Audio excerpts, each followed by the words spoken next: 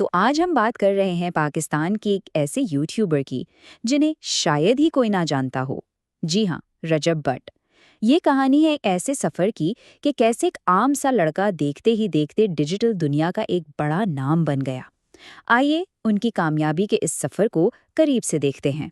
سوال تو یہی ہے نا کہ آخر یہ ہوتا کیسے ہے کہ ایک عام انسان جس کا کوئی بڑا بیک گراؤنڈ نہ ہو وہ ڈیجیٹل دنیا کا اتنا بڑا ستارہ بن جائے۔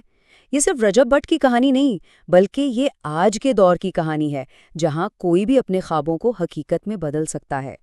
ہر بڑی کہانی کی شروعات اکثر بہت عام سی ہوتی ہے، تو آئیے سب سے پہلے دیکھتے ہیں کہ شہرت کی بلندیوں پر پہنچنے سے پہلے رجب بٹ کی زندگی آخر تھی کیسی۔ تو رجب بٹ بھی ہم سب کی طرح ایک عام نوجوان تھے، آنکھوں میں بڑے بڑے خواب اور ایک مڈل کلاس زندگی۔ یوٹیوب کی دنیا سے تو وہ بہت دور تھے۔ اس سے پہلے وہ بھی دوسرے پاکستانی نوجوانوں کی طرح چھوٹے موٹے کام کر کے اور نئے بزنس آئیڈیاز سوچ کر اپنی زندگی کی گاڑی چلا رہے تھے۔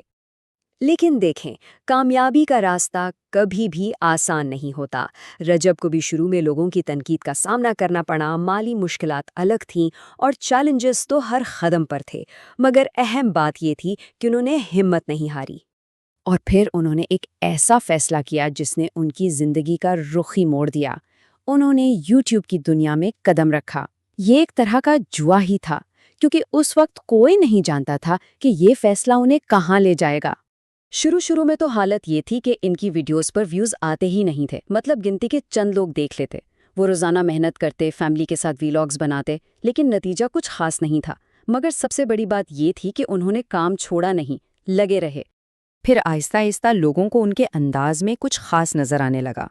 ان کی مضبوط شخصیت، ان کا وہ خالص دیسی مزہ، اپنی فیملی کے ساتھ وہ سچے جذباتی لمحات اور اپنی حقیقی زندگی کو بنا کسی فلٹر کے دکھانا، یہی وہ چیزیں تھیں جنہوں نے انہیں باقی سب سے الگ بنا دیا۔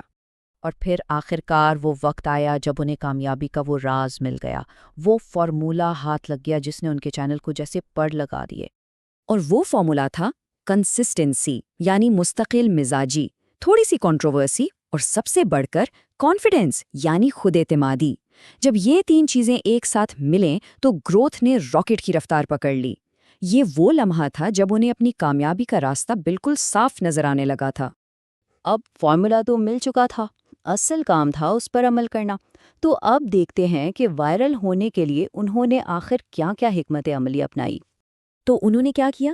وہ روزانہ ویڈیوز اپلوڈ کرتے، کوئی چھٹی نہیں، اپنی فیملی کے ساتھ ایسے دلچسپ ویلاگز بناتے جو لوگوں کو اپنے سے لگیں، پبلک میں جا کر چیلنجز کرتے، اپنے فینس کے ساتھ ہر وقت جڑے رہتے، اور جو بھی موضوع ٹرینڈ میں ہوتا اس پر فوراً ویڈیو بنا دیتے۔ اسی حکمت عملی نے ان کی ویڈیوز کو لاکھوں لوگوں تک پہنچا دیا۔ اتنی محنت کے بعد آخر نتیجہ کیا نکلا، اور اس مسلسل کامیابی کے پیچھے اصل راز کیا ہے؟ آئیے اب اس پر ایک نظر ڈالتے ہیں۔ لیکن جب ہم کامیابی کی بات کرتے ہیں تو سب جاننا چاہتے ہیں کہ نمبرز میں یہ کیسی دکھتی ہے نا؟ تو چلیں دیکھتے ہیں۔